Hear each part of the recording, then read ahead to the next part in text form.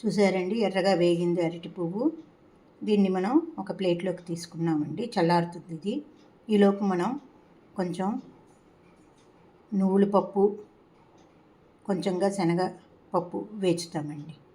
ఈ పప్పు మిరపకాయలు కూడా మనము ఎర్రగా వేచుతామండి. ఈ విధంగా వేరే ప్లేట్లో నువ్వుల పప్పు కూడా కొంచెం ఎర్రగా వేచుకుంటామండి. ఈ వేగిన పప్పుని ఈ శనగపప్పు వేసిన ప్లేట్లోనే వీటిని గ్రైండర్ జార్లో వేసి చట్నీలాగా మెత్తగా చేస్తాం. గ్రైండర్ జార్లో వేసాక తగినంత చింతపండు, ఓ 2 వెల్లుల్లి ఈనెలు, తగినంత ఉప్పు వేసుకొని గ్రైండర్ చేస్తామండి. కొంచెం నీళ్లు పోస్తాం. కొంచెంగా నీళ్లు పోసి గ్రైండర్ చేస్తామండి. చూడండి, ఈ విధంగా మనం గ్రైండర్ చేసాం. చూసారా? దీన్ని ఒక బౌల్లోకి తీసుకుంటాం. పోపు వేసుకుంటామండి. వేగింది, ఆపేసానండి.